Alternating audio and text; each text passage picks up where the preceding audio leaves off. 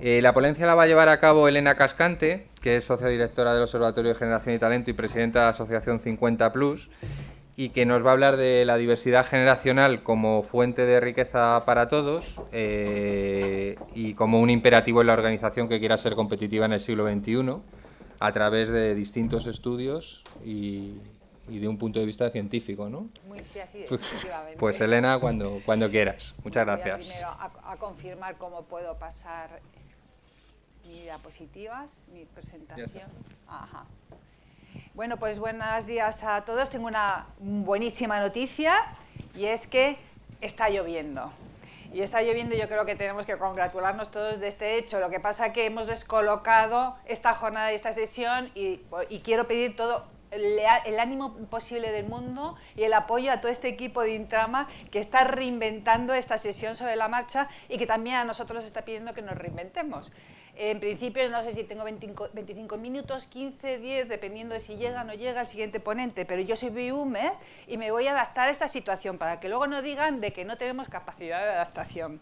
Bien, también tengo otro reto, y es que como vengo después de esta mesa de debate, pues tengo que conseguir contaros algo que no hayan contado, que han contado mucho. Y si no, por lo menos voy a intentar ponerlo de una manera ordenada.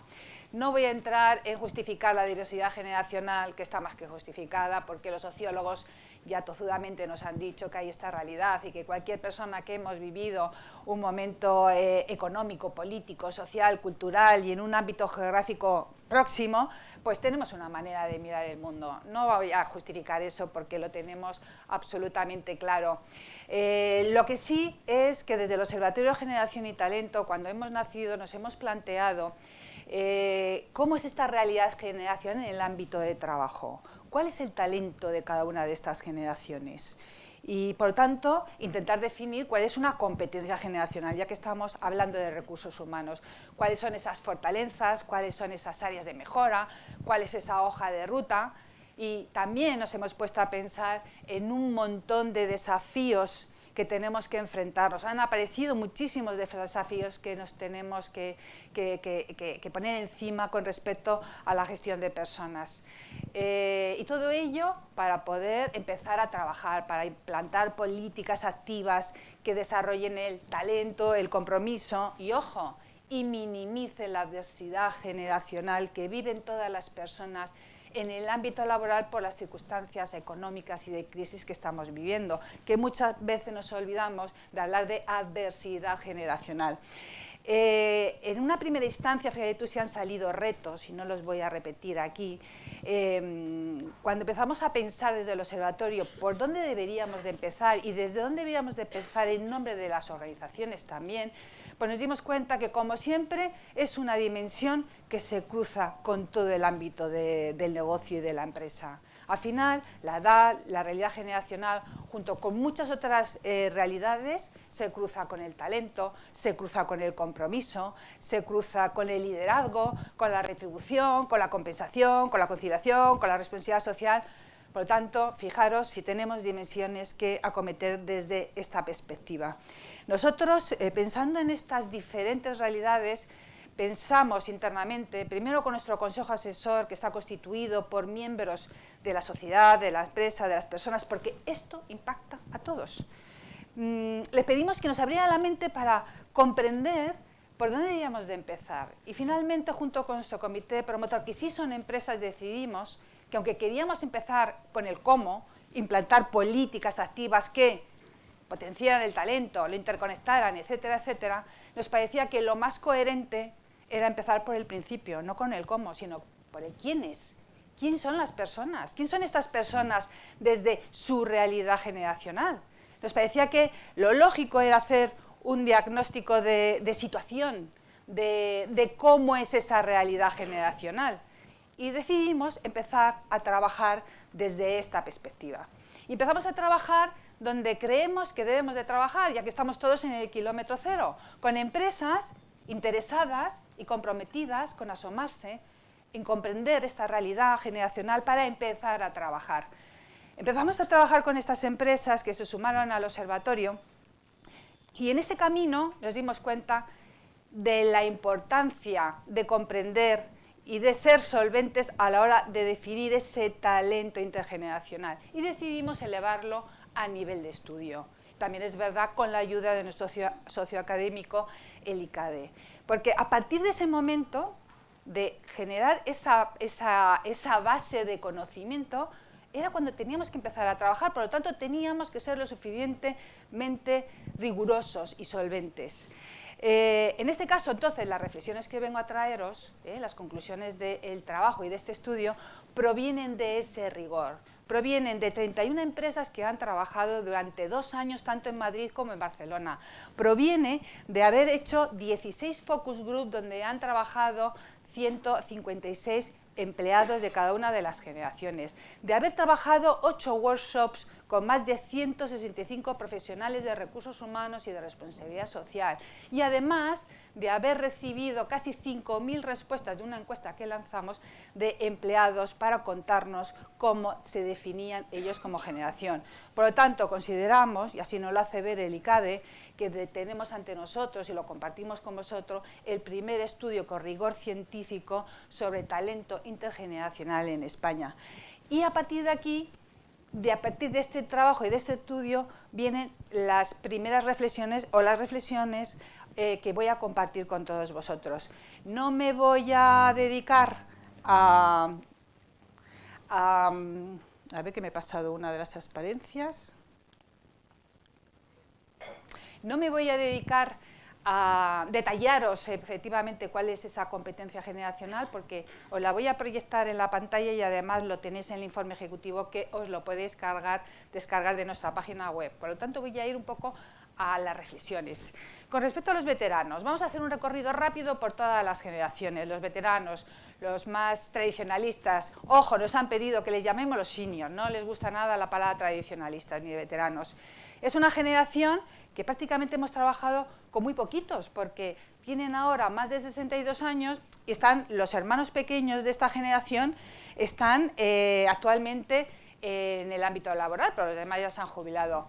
Esta generación es una generación que son hijos de la posguerra. Pues ¿qué es lo que han vivido? Pues han vivido pues, una España de hambruna, de carestías, de falta de libertades, y por lo tanto han recibido una educación de trabajo y de esfuerzo. Desde luego no han tenido muchas oportunidades de estudiar y se han incorporado muy jóvenes al ámbito de trabajo.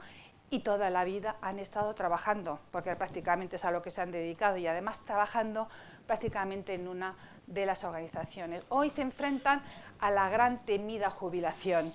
Y cuando digo esto es por la responsabilidad que tenemos todos con respecto a este tema, porque desde el punto de vista social, el incremento de la esperanza de vida impacta directamente en el incremento de la dependencia, en el incremento de los costes sanitarios. Y tenemos compromisos todos, debemos de tener compromisos todos de acompañar a nuestra gente en un envejecimiento positivo, hacia una jubilación positiva para favorecer su conocimiento, su salud cognitiva, física, psicológica y social. Pero más allá de eso, nosotros como empresas debemos ver esto en una oportunidad, porque estas personas se llevan consigo la memoria histórica de nuestras organizaciones, se llevan consigo los valores que los tienen inoculados porque son como si fueran sus empresas. Si hacemos ese acompañamiento positivo a la jubilación, además vamos a tener grandes abanderados de nuestras marcas, los mejores prescriptores de nuestros productos y servicios, ya no digo más si encima generamos canales para seguir colaborando con ellos. Por lo tanto, tenemos una oportunidad, y una oportunidad que tiene que ver con negocio. ¿A dónde apunto? Con respecto a la generación baby boomer, pues deciros que es una generación que son los hijos de la posguerra, que hemos vivido la transición hacia la democracia, que hemos sido protagonistas de todos los movimientos en pro de libertades y civiles, por lo tanto no somos tan gagás. Y bueno, pues incorporamos al mercado laboral, empezó a incorporarse la mujer al mercado laboral poco a poco, y hoy en día, en la actualidad, es una generación que dirige al resto de las generaciones, pero muchos otros están siendo desvinculados. Y además esto nos lleva a una paradoja tremenda, y es que por un lado nos tenemos que jubilar a los 67 años, pero por otro lado no tenemos el relevo generacional porque tenemos índices de natalidad muy bajitos y encima estamos desvinculando personas que al día de hoy el 60% de los desempleados de más de 45 años, el 70% no está retornando al mercado laboral. Esto es un problema social, pero desde el punto de vista de las personas, de los profesionales que sí están todavía trabajando, ¿qué os puedo contar? ¿Qué es lo que nos han dicho? Pues nos han transmitido dos sentimientos. Un sentimiento ligado a la incertidumbre sobre su futuro. Es una generación que ha estado trabajando toda la vida, ha estado proyectando clarísimamente su carrera profesional en el ascenso y desde que ha llegado la crisis les hemos desdibujado el famoso puente a la jubilación. Esta incertidumbre sobre su futuro, porque se sienten que ya las organizaciones no cuentan con ellos, les está generando parálisis, miedo. No a todos, ojo, pero a un grupo muy importante.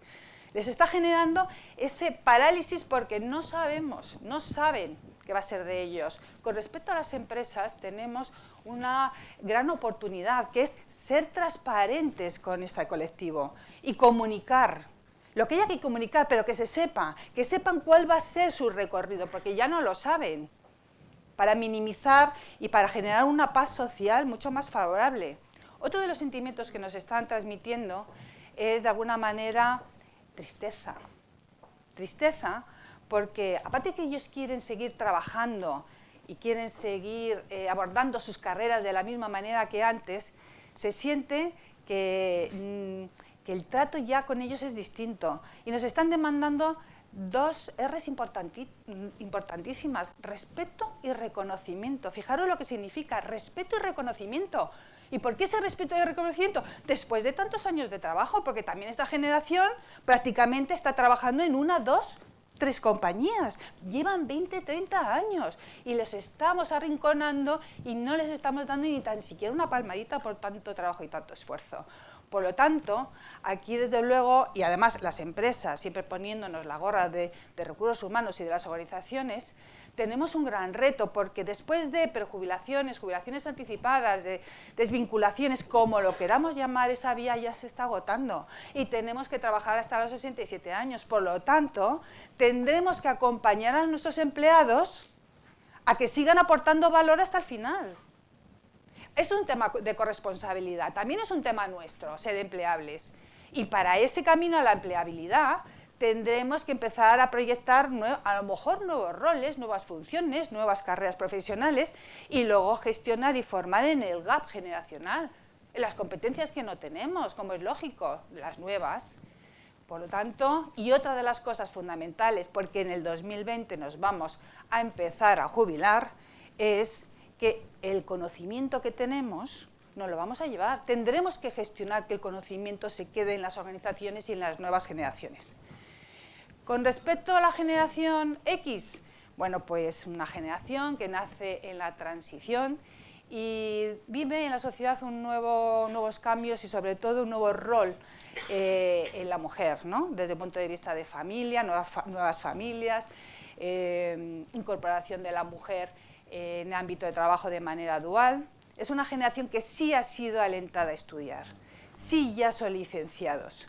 Y cuando se incorporan al mercado laboral, pues consideran que sus carreras tienen que ser muy exitosas porque, igual que sus padres han tenido carreras muy en ascenso, si ellos están mejor formados, se supone que tienen que hacerlo mucho mejor y más rápidamente. ¿Qué se han encontrado? Se encontraron que cuando se incorporaron al mercado laboral se encontraron con unos índices de paro galopantes. Estamos hablando del 22 y del 24%. Se encontraron una sobrecualificación, que significa el fenómeno de la sobrecualificación de licenciados para todo. Entraron siendo miluristas, están pasando los años y debido a la crisis y al tapón generacional que les estamos haciendo los baby boomers, sienten que no progresan sus carreras profesionales.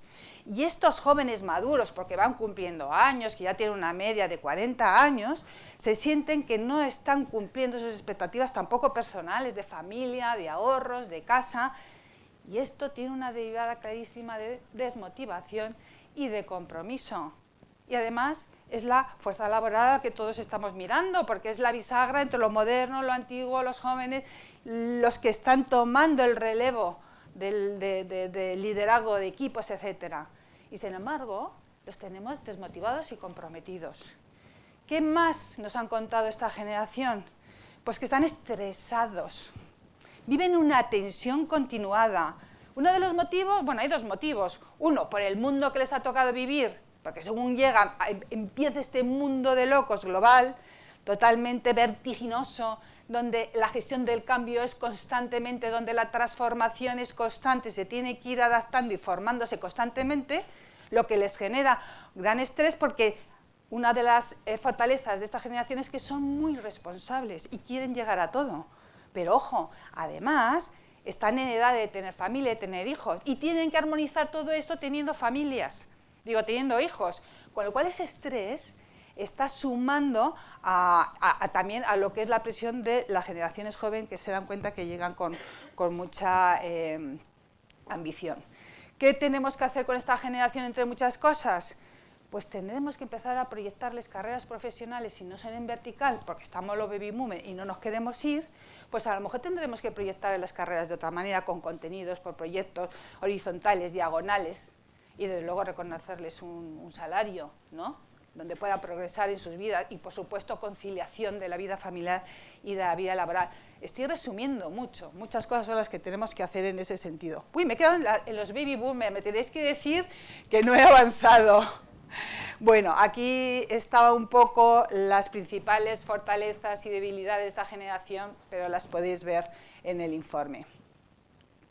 Bien, con respecto a la generación Y, los millennials, bueno, yo creo que aquí tengo poco que decir, porque se escriben ríos de tinta sobre los millennials, ¿verdad? Los millennials, estamos hablando de una generación que tiene entre los 25 y 35 años y son unos sortudos, porque es que han nacido en pleno estado del bienestar, en pleno estado de la cultura del pelotazo. Les hemos dado todo, quizás también de ahí un poco a la falta de madurez. Tenemos que reconocer que son hombres y mujeres que nacen justo en el momento de la globalización, de la era digital. Por lo tanto, es una generación de mente muy abierta y es la generación mejor formada que tenemos en España, porque también le hemos dado todo, todas las licenciaturas, todos los grados, todos los másteres, todos los idiomas, todo. Han viajado por el mundo 4 veces. Y sin embargo, les hemos regalado la mayor precariedad laboral. Y queremos retenerlos, porque se nos van cada 2 o 3 años.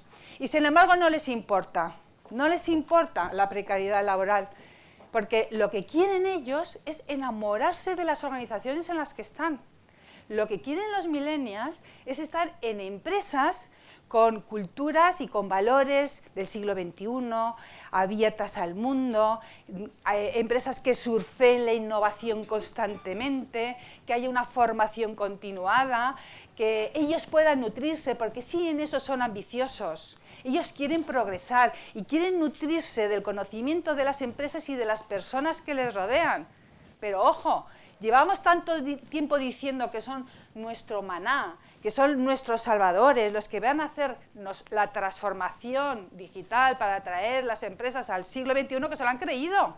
Y bien hecho que lo han hecho. Y se lo han creído, y ahora lo que nos están reivindicando es que les escuchemos y que les reconozcamos el trabajo que están haciendo. Que si tienen una idea, que la escuchemos.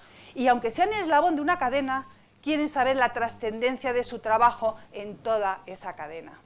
Si lo hacemos, los tendremos. Y si no, como decía antes Ángeles, es la generación del ya. Están acostumbrados a dar un clic en Internet y tenerlo todo.